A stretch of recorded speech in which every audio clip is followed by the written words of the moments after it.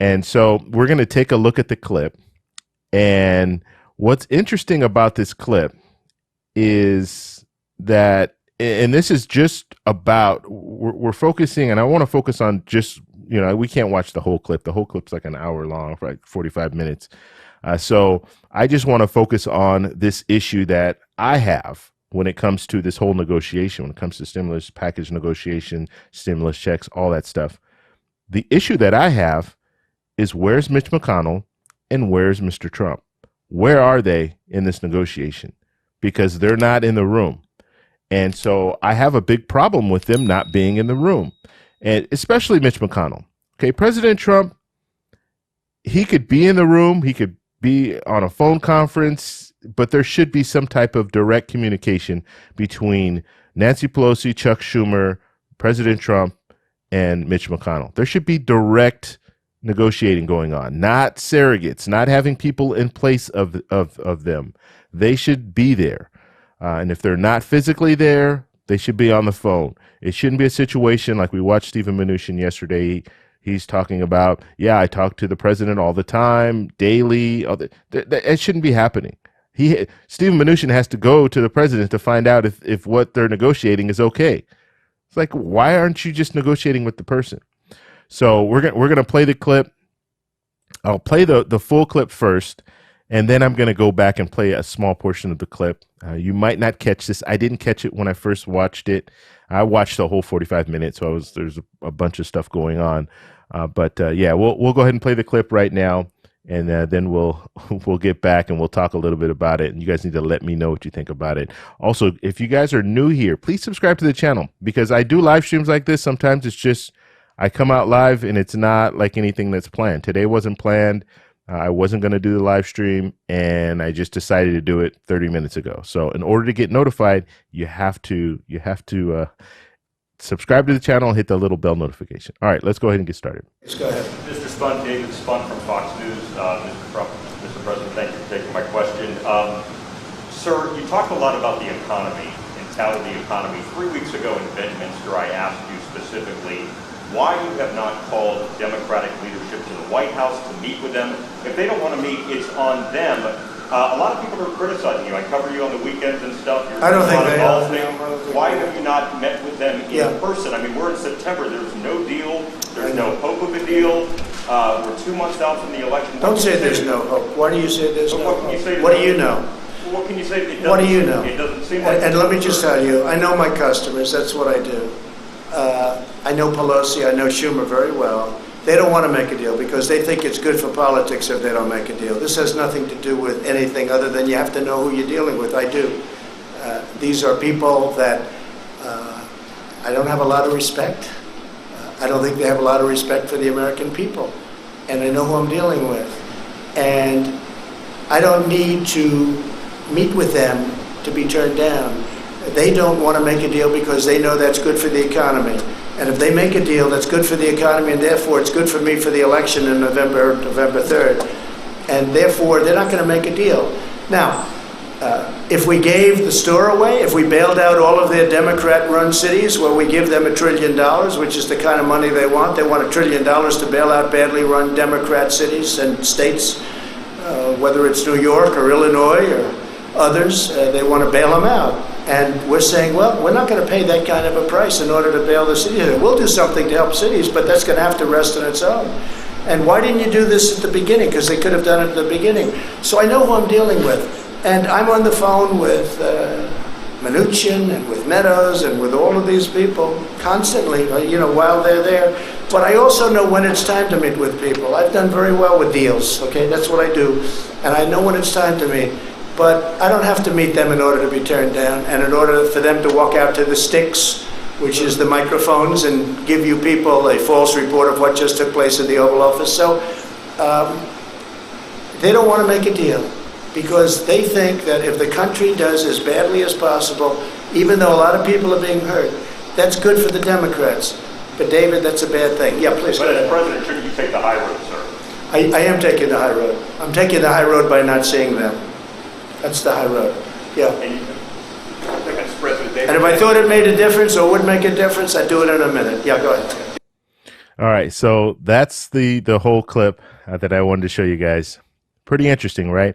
I want to know what you guys think. So in the chat and in the comment section, if you're watching this video and it's not live, let me know what you think. Is that believable? Does that make sense to you? Is it a situation where there's a negotiation that needs to happen? He doesn't want to be in the room.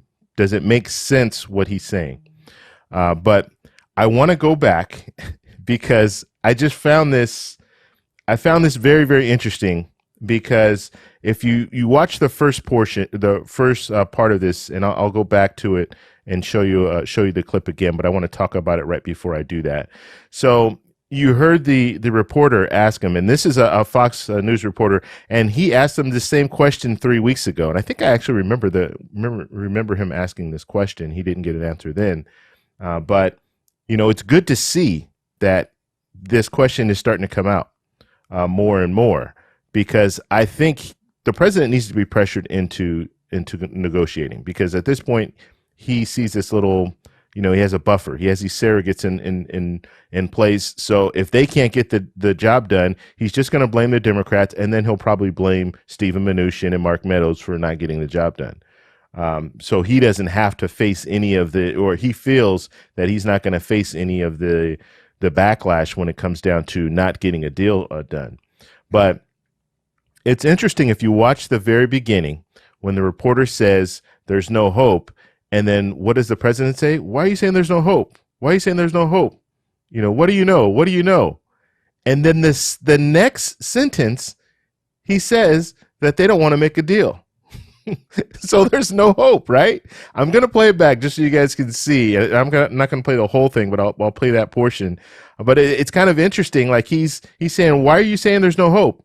Oh, but then he says, yeah, there's really no hope. They're not going to go along with what we want, or they're not going to go along with the deal. They don't want to negotiate. So there's no hope, right? Let me play it again. Here we go. A lot of people are criticizing you. I cover you on the weekends and stuff. I don't think they are. Why have you not met with them in person? I mean, we're in September. There's no deal. There's no hope of a deal. We're 2 months out from the election. Don't say there's no hope. Why do you say there's no hope? What do you know? What can you say? What do you know? It doesn't seem like. And let me just tell you, I know my customers. That's what I do.